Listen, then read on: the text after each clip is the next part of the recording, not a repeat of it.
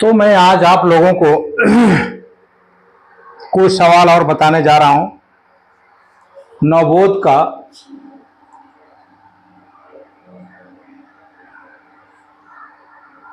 पंद्रह be balance sheet का योग है 2,70,000।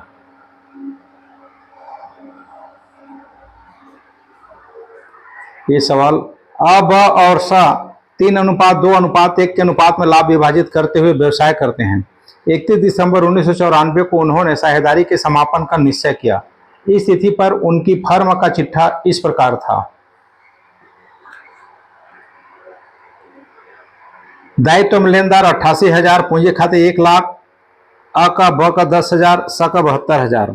संपत्तियां यंत्र 1,00,000, स्कंद 60,000, देनदार 78,000, बैंक में शेष 32,000।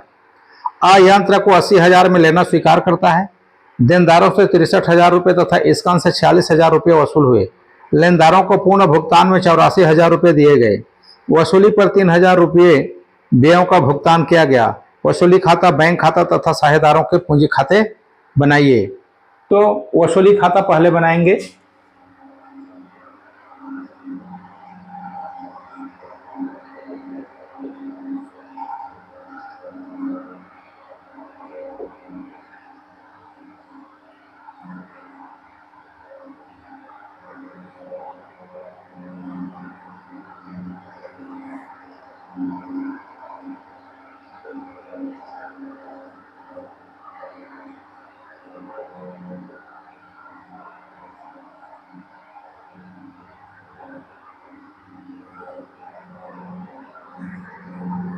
जितने भी संपत्तियां हैं इसको चिट्ठे में जितना दाम में लिखा है उसी दाम पर डेबिट पक्ष में ले आएंगे वसूली खाते के।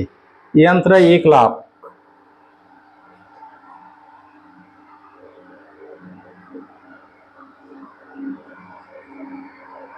स्कंद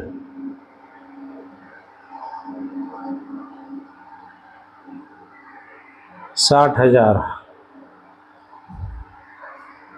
देनदार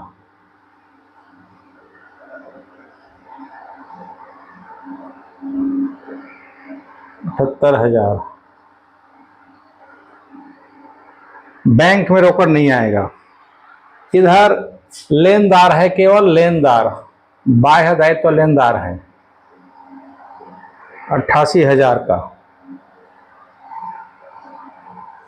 इतना करने के बाद समायोजन पढ़ेंगे तो अ ने यंत्र को ले लिया तो अ का पूंजी खाता डेबिट वसूली खाते से यहां लिखेंगे अ के पूंजी खाता, अ के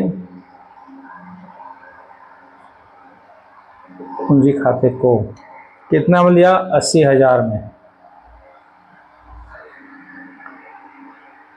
और देनदारों से 63,000, स्कंद से 46,000 रुपये वसूल हुए। तो वसूल हुए तो रोकड़ खाता डेबिट होता है वसूली खाता से। रोकड़ खाते को हमें मिला 63,000 और 46,000। 63,000 धन 46,000, कुल मिला के 1,09,000 रुपये मिले। पेमेंट कर दिए। लेनदारों को पूर्ण भुगतान में 84,000 रुपये, उसको और देना नहीं पड़ेगा। तो यहां लिखेंगे रोकड़ खाता से लेनदार को दिए 84,000 और वसूली व्यय का 3,000 दिया गया। दोनों की एक ही एंट्री होती है। 87,000 टोटल रुपये दिए गए। ठीक है। ये इंपॉर्टेंट सवाल है, ध्यान रखना है। कौन बड़ा है? देखने से हमको तो लगता है डेबिट बड़ा है, इसलिए डेबिट के ही पहले टोटल करेंगे हम लोग।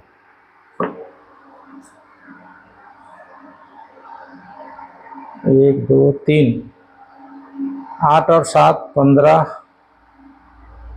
7 7 14, 7 21, 1 22, 2 और 1 3, 3,25,000। इधर भी 3,25,000 लिखेंगे। देखते हैं कितना का हानि हो रहा है। 1 2 3, 8 और 9 17, 17 और 8 25, 10 8 18, 18 4 22, 2 1 3, 48,000 रुपये का लॉस हो रहा है, हानि हो रहा है। ये जाएगा साझेदारों के पूंजी खाते में। कहाँ चला जाएगा? पूंजी खाते को। साझेदार के ठो हैं? 3 ठो हैं, आ, बा और सा। आ, ब, सा। ये 48,000 को इनके अनुपात में बांट देंगे।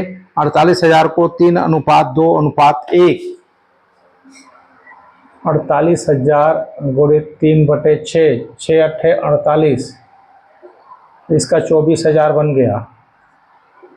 48,000 × 2/6, 8 दूनी 16,000 बन गया। 48,000 × 1/6 बराबर 8,000। ये बन गया इनका लाभ। नहीं, हानि, हानि, लाभ नहीं है, हानि। 24,000, 16,000 और ये 8,000, इतने का हानि हुआ है। इतने का हानि हो गया। आ रहा होगा समझ? सारे संपत्तियों को इधर लिख दिया मैंने, लेनदार को लिख दिया। फिर आ जो है यंत्र को ले लिया 80,000 में, तो आ के पूंजी खाते को। इसके बाद देनदार और स्कंद दोनों से एक से 63,000, एक से 46,000 मिला। रोकड़ खाते को करके 1,09,000 लिख दिया और पेमेंट कर दिए लेनदार का 84,000 और वसूली व्यय का 3,000। ठीक है, दोनों मिला के 87,000 रुपये हुए। तो रोकड़ खाता से 87,000, ऐसे करके दोनों पक्षों का टोटल किया। डेबिट बड़ा हो गया और क्रेडिट छोटा। 48,000 रुपये का हानि हो गया। इस हानि को पूंजी खाते को करके, साझेदारों के पूंजी खाते को करके अब बस हमें बांट दिया 24,000, 16,000 और 8,000। अब पूंजी खाता बनाएंगे।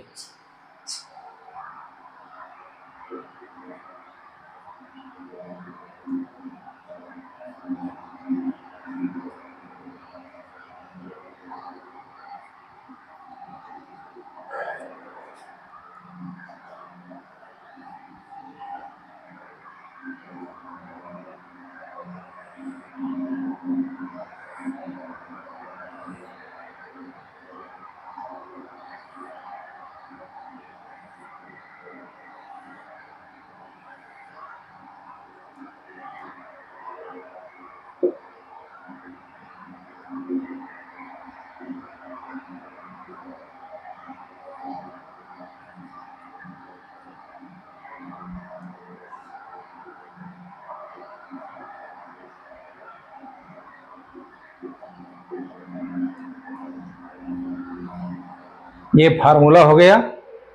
सबसे पहले साझेदारों के पूंजी खाते को क्रेडिट में लिखेंगे, जो कितना कितना है, 1,10,72,000 शेष लाया गया। शेष लाया गया, इसका 1 लाख और इसका 10,000, इसका 72,000। ठीक है। इसके बाद वसूली का हानि है। वसूली का हानि डेबिट में आएगा। वसूली खाता से इसका 24,000 हानि है, इसका 16,000 हानि है, इसका 8,000 हानि है। ठीक है। इसके बाद अन्य यंत्र को लिया तो डेबिट में आएगा वसूली खाता से।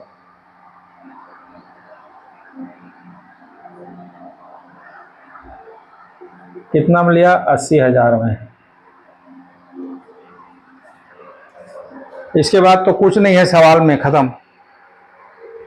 ठीक है, टोटल लगा देंगे। तो अभी हम देख रहे हैं आपका डेबिट का योग होता है 1,04,000। कितना होता है? 1,04,000। और इसका क्रेडिट बैलेंस कितना है? 1 लाख है। तो 4,000 रुपये और घर से लाएगा, यहां रोकड़ खाते को,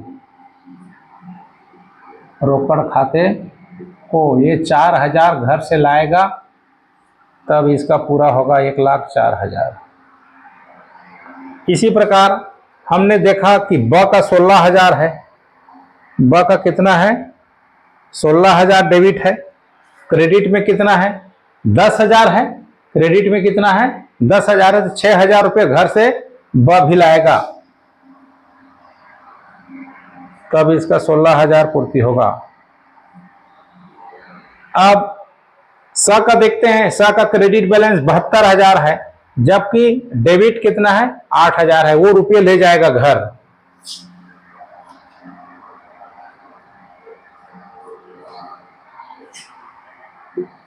पैसा ले जाएगा 64,872। यहां लिखेंगे रोकड़ खाता से, रोकड़ खाता से 64,000। इस तरह से पूंजी खाता बन जाता है। आ रहा है समझ? अब रोकड़ खाता या बैंक खाता,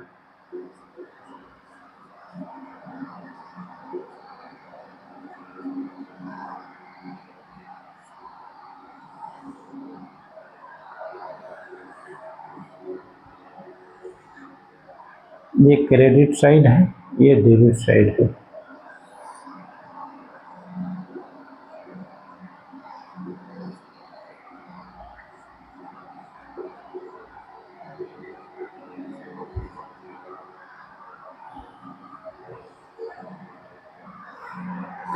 तो फर्म में पहले से है 32,000 रुपये का बैलेंस है, यहां लिखेंगे शेष लाया गया।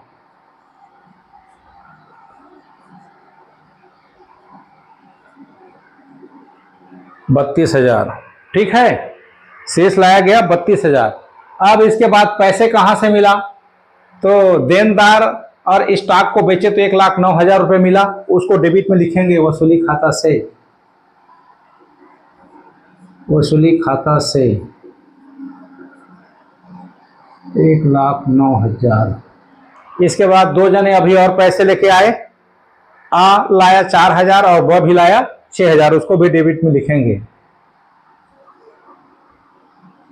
आ के पूंजी खाता से ब के पूंजी खाता से, ये आ लाया 4,000, ब लाया 6,000, ठीक है। अब इसका टोटल कर देंगे इधर, 2 9 11 4 15, 15 6 21, 3 और 2 5, 1,51,000 हुआ। यहाँ आपने वसूली खाता में पेमेंट किया है, देख लो, रोकड़ खाता से करके कितना 87,000। यहाँ लिखेंगे वसूली खाते को, वसूली खाते को 87,000, ठीक है। इसके बाद पेमेंट किए हैं स को 64,000 रुपये का, स को पेमेंट किए हैं, यहाँ देख लीजिए। तो स के पूंजी खाते को, स के पूंजी खाते को कितना 64,000,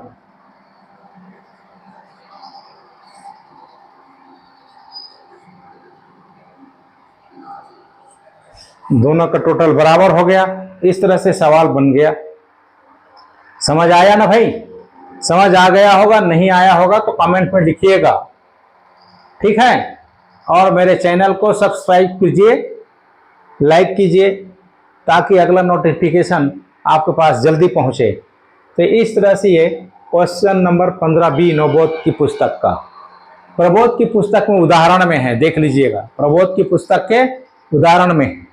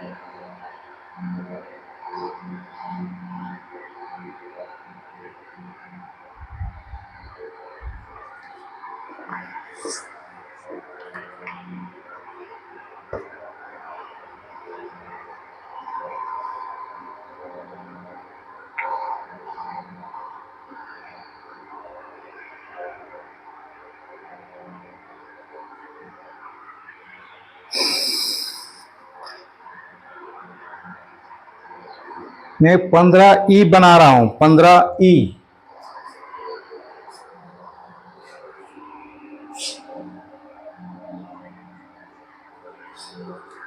बैलेंस शीट का योग है 1,00,000।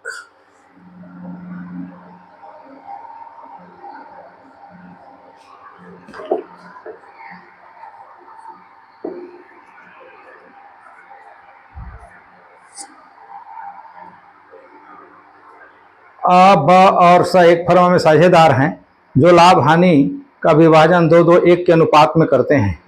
31/12/18 को उनका चिट्ठा इस प्रकार था। दायित्व में है लेनदार 24,000, सामान्य संचय 10,000, पूंजी अ का 30,000, ब का 24,000, स का 12,000, कुल मिला के 1,00,000 हुआ। संपत्तियों में रोकड़ 12,000, देनदार 16,000 अंदर में है और डूबा ऋण संचय है 500, आखिरी में लिखा गया 15,500। स्टॉक 15,000, फर्नीचर 19,000, भवन 38,500।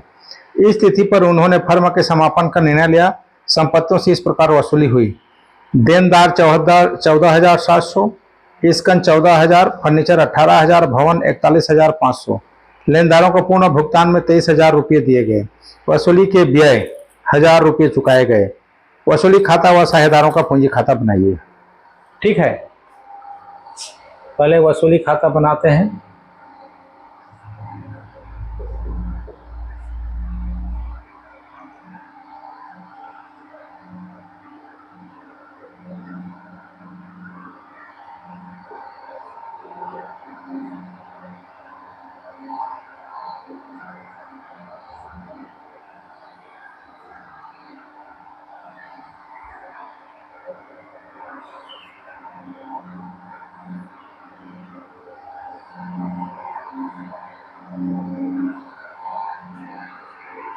तो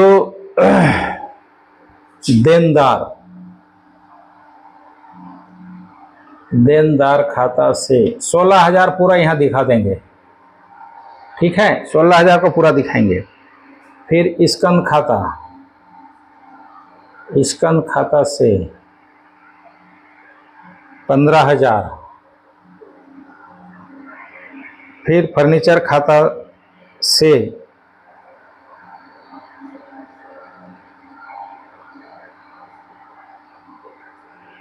19,000। भवन खाता से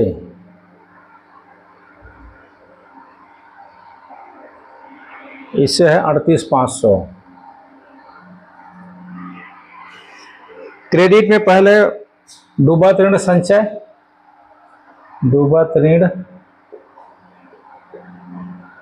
संचय खाते को 500 का है, देनदार का डूबत ऋण संचय। फिर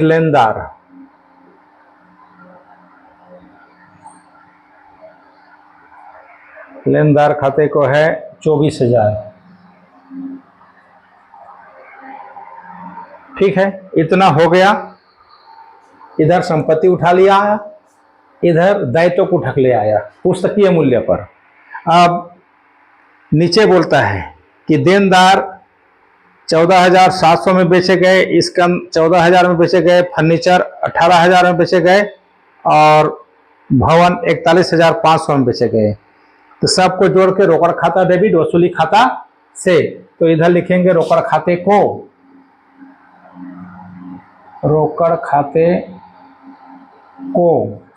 जोड़ देते हैं सारे रुपये को। 14,700,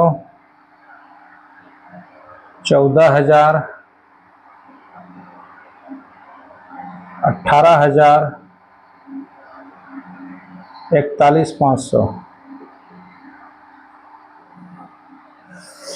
7 और 5 12, 7 5 12, 5 4 9 8 17 1 18, 2 3 4 4 8, 7 5 12 5 4 9 8 17 1 18 18 2 3 4 और 4 8 88,200 रुपये मिले। संपत्तियों को बेचने से 88,200 मिले, उसको लिखे क्रेडिट में रोकड़ खाते को। ठीक, अब पेमेंट करना है। लेनदार को पूर्ण भुगतान में 23,000 दिए गए और वसूली व्यय के चुकाए गए 1,000। तो यहां लिखेंगे रोकड़ खाता से, रोकड़ खाता से 23,000 रुपये तो लेनदार को दिए, 1,000 रुपये वसूली व्यय के दिए, तो कुल मिला के दिए कितने? 24,000 रुपये।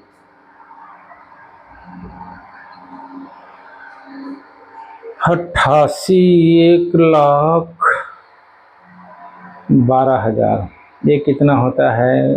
30 20 50 50 50।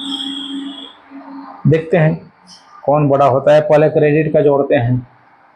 5 और 2 700, 8 4 12, 3 8 11, 1,12,000, 1,12,700। 5 और 2 7, 6 5 11 9 20 8 28 4 32, 32 3 और 3 6, 3 9 2 11। 200 रुपये का लाभ होता है यहाँ तो।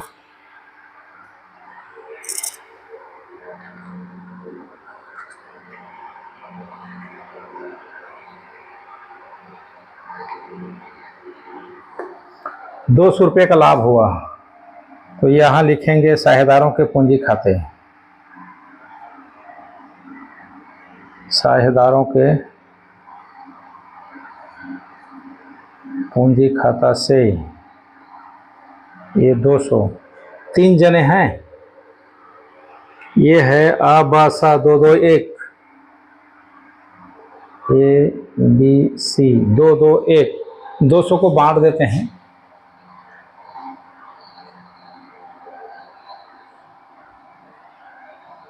40 दूनी 80 और 80 और 20, ये बंटवारा बनेगा 80 80 80 40 होगा ना। ये 200 गुणित 1/5, 5 चौक 20। ठीक, 80 80 40। इसका 80 रुपये, इसका 80 रुपये, इसका 40 रुपये। इस तरह से आपका वसूली खाता तैयार हो जाता है। अब साझेदारों के पूंजी खाते।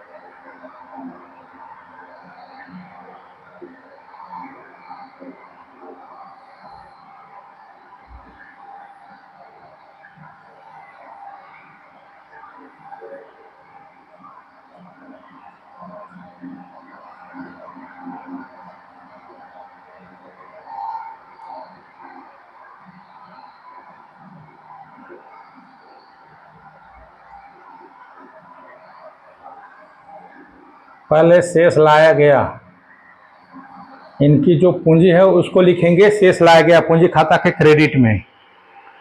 30,000, 24,000, 12,000। 30,000, 24,000, ये 12,000। उसके बाद वसूली का लाभ आया है। वसूली खाते को इसका 80 रुपये, इसका 80 रुपये, इसका 40 रुपये। इसके बाद सामान्य संचय है 10,000 का। सामान्य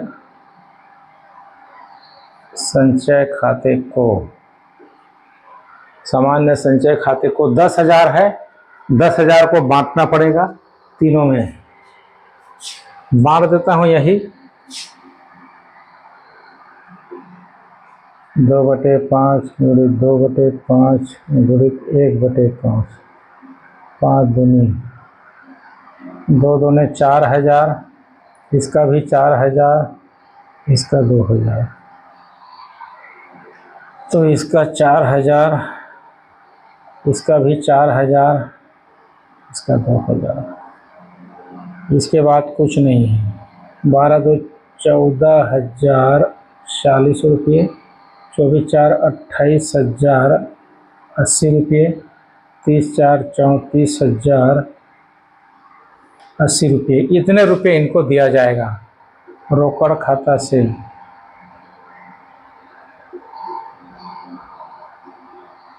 चौंतीस 28,080, 14,040, खाते बंद कर देंगे।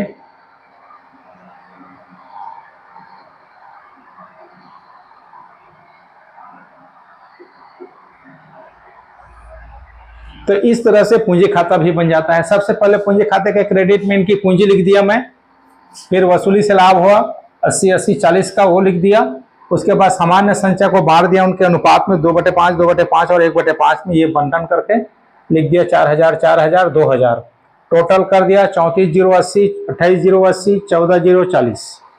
अब डेबिट में कुछ नहीं है, डेबिट में कुछ नहीं है, इसलिए रोकड़ इनको पेमेंट कर दिया व्यापार से 34,080 28,080 14,040 रोकड़ खाता से करके। इस तरह से ये आपका पूंजी खाता भी तैयार हो जाता है।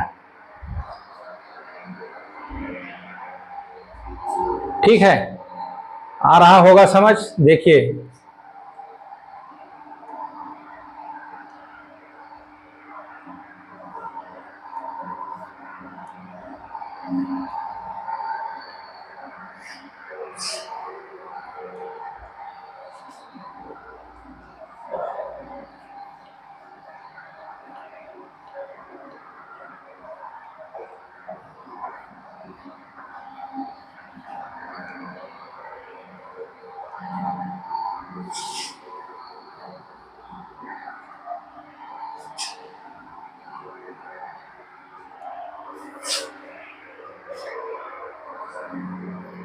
एक सवाल और चलते हैं। 15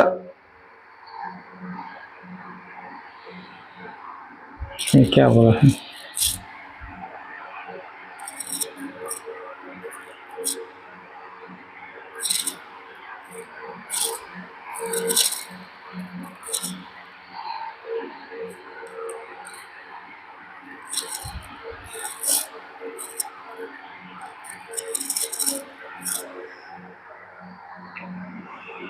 पंद्रह सी बना देते हैं। 15C बैलेंस शीट का योग 70,000।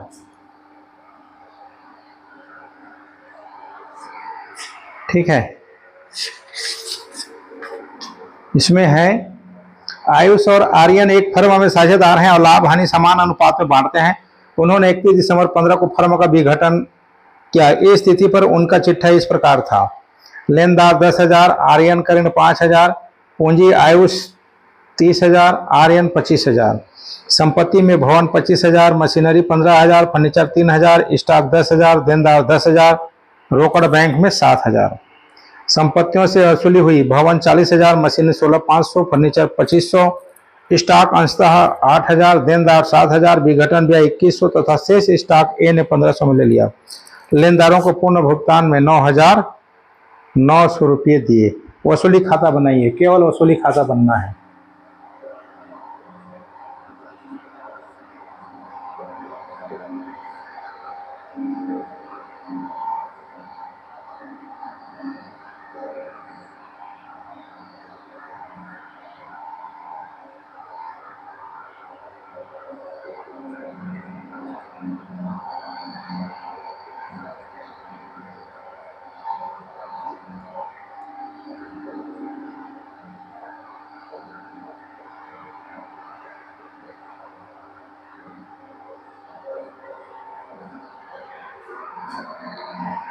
सारे संपत्तियों को बैंक में रोकड़ को छोड़ करके सारे संपत्तियों को डेबिट में लिख देंगे, वसूली खाता के डेबिट में। जो दाम में लिखा है वो भवन 25,000, भवन 25,000, मशीन 15,000,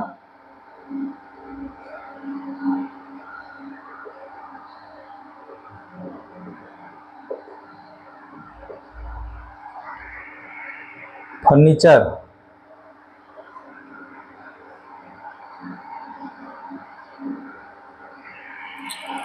3,000, स्टॉक 10,000,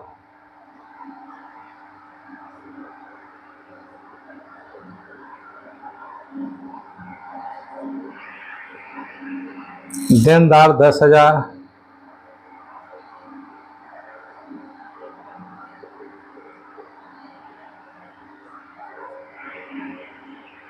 इतना। इधर लिखेंगे लेनदार, लेनदार खाते को कितने का है लेनदार 10,000।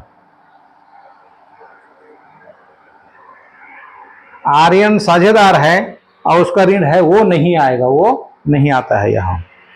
ठीक है, अब संपत्ति को बेचे तो पैसे मिला वो लिखेंगे इधर क्रेडिट में रोकड़ खाते को, रोकड़ खाते को किससे कितना मिला। भवन से 40,000, मशीन से 16,500 और फर्नीचर से 2,500 और स्टॉक से 8,000, देनदार से 7,000,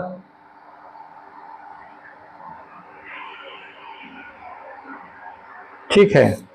इतनी रकम मिले। 40, 10, 50 से 56, 56 और 2 58, 1 59, 60, 60, 67, 67, 7, 74,000 रुपये मिले। कितने रुपये मिले? 74,000 रुपये मिले। संपत्ति को बेचे तो 74,000 रुपये मिले, लिख दिया रोकड़ खाते को। इसके बाद ए ने जो शेष स्टॉक बचा था उसको 1,500 में ले लिया, तो ए ने बोलता है, ए ने ले लिया, तो ए कौन है? आर्यन है कि कौन है? साझेदार है। मैं आर्यन लिख देता हूं। ये ए के पूंजी खाते को 1,500 में ले लिया, ठीक है।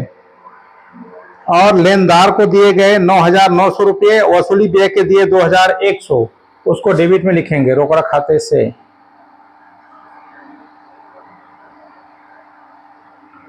$9,900 और 2,100, 9 2 11 1 12,000, 9 2 11 1 12,000 रुपये टोटल होता है। तो 74 10 84, 84 85,000 हुआ। 15 40 3 43 10 53 10 63 10 73। तो क्रेडिट बड़ा हो रहा है। 74 10 84 1 85 500।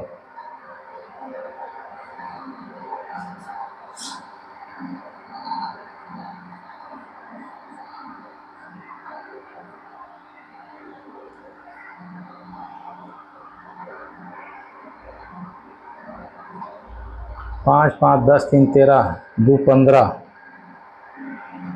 15 3 4 5 6 7 10,500 रुपये का लाभ हुआ। ये जाएगा साझेदारों के पूंजी खाते में।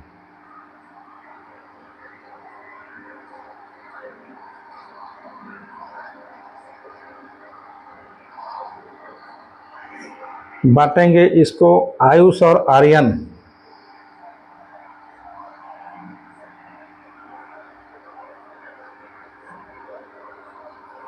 दोनों बराबर के साझेदार हैं, जिसको 2 भाग कर देंगे। 2 पंचे 10, 2 दूने 4, 2 पंचे 10। ये सवाल बन गया आपका।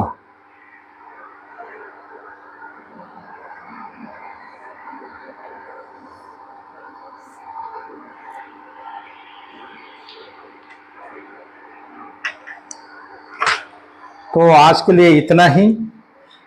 आप लोग मेरे चैनल को सब्सक्राइब करें, लाइक करें, कमेंट लिखें, ताकि आपके पास मेरा नोटिफिकेशन जल्द से जल्द पहुंचे। तो आज के लिए इतना ही, ठीक है।